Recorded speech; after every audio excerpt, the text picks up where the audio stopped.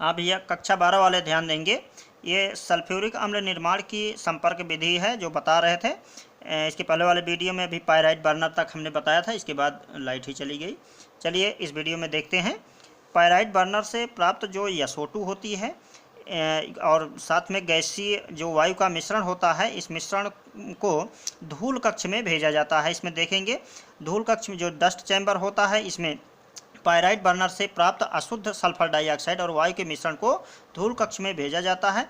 इसमें ऊपर से भाप प्रवाहित की जाती है और भाप गैसीय मिश्रण मिलते हैं।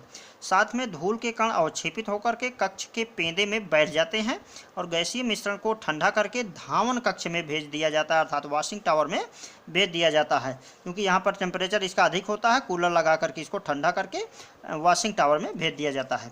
इसके बाद नेक्स्ट तीसरा पॉइंट है, देखेंगे वॉशिंग टावर, धावन कक्ष। इस कक्ष में देखेंगे ऊपर से जल फव्वारे के रूप में गिरता रहता है और गैसीय मिश्रण में उपस्थित जो धूल के कण हैं वो जल में विलेय, अशुद्धियाँ और जल के संपर्क में आकर दूर हो जाती हैं। और साथ में इसके बाद जो गैसीय मिश्रण बचता है उसको वो नमी युक्त हो जाता है। नमी को दूर करने के लिए एक शुष्कन कक्ष होता है, ड्राइंग चैम्बर अर्थात ड्राइंग टावर में भेजा जाता है। और इसके बाद नेक्स्ट देखते हैं शुष्कन कक्ष या ड्राइंग टावर।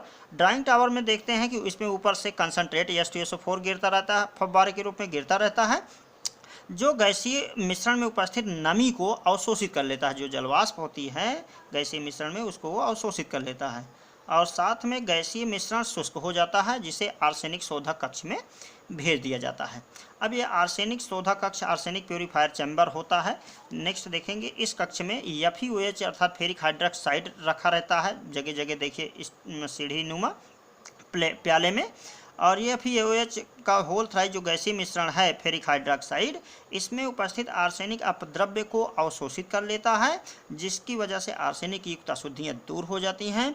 शुष्क व शोधित गैसीय मिश्रण को एक परीक्षण बॉक्स में भेजा जाता है। अब परीक्षण बॉक्स में क्यों भेजा जाता है? क्योंकि आप जानते हैं कि इस कक्ष में जो गैसीय मिश्रण है वो शुद्ध है कि नहीं है, इसकी चेकिंग होती है।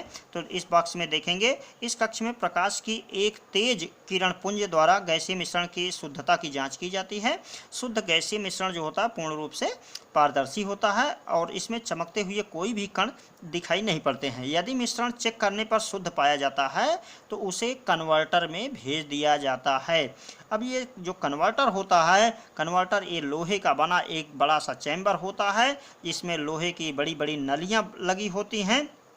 इसमें वैनेडियम पेंटाऑक्साइड उत्प्रेरक भरा होता है, जो लगभग 400 डिग्री सेल्सियस ताप पर सल्फर डाइऑक्साइड को सल्फर ट्राइऑक्साइड में ऑक्सीकृत कर देता है। ये देख रहे हैं सल्फर डाइऑक्साइड, ये ऑक्सीजन की उपस्थिति में यह सल्फर ट्राइऑक्साइड में ऑक्सीकृत हो जाती है।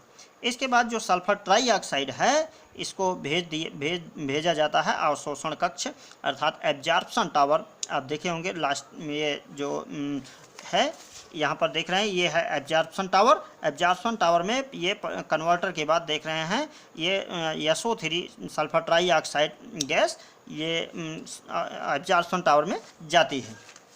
इसमें देखेंगे परिवर्तक से गैसीय मिश्रण को अवशोषण टावर में भेजा जाता है, जिसमें क्वार्ट्ज या सिलिका के टुकड़े भरे होते हैं। ऊपर से कंसनट्रेट H2SO4 नीचे की ओर फव्वारे के रूप में गिरता रहता है। कंसनट्रेट H2SO4 जो होता है ये सल्फर ट्राइऑक्साइड को अवशोषित कर लेता है और सधूम सल्फ्यूरिक अम्ल बनाता है, जिसे हम ओलियम कहते हैं। ये देख रहे हैं H2SO4 सल्फर ट्राइऑक्साइड से अभिक्रिया करके H2SO7 बनाता है, जिसे ओलियम कहते हैं। ओलियम में जल की आवश्यक मात्रा को मिला करके सल्फ्यूरिक अम्ल बना लिया जाता है। जैसे आप देख रहे हैं कि ओलियम में हमने जल मिलाया और ये H2SO4 बन गया, सल्फ्यूरिक अम्ल बन गया। और इस विधि से जो सल्फ्यूरिक अम्ल प्राप्त होता है वो पूर्णतया शुद्ध होता है।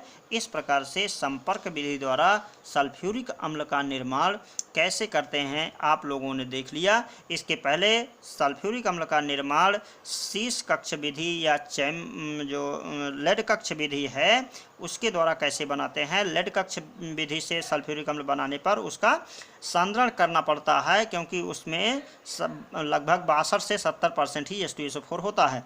लेकिन इसमें जो संपर्क विधि है, संपर्क विधि से जो H2SO4 प्राप्त किया जाता है उसका सांद्रण नहीं करना होता है। ये पूर्णतया क्या होता है, शुद्ध होता है। इसके बाद H2SO4 के गुण नेक्स्ट वीडियो में बता देंगे। धन्यवाद।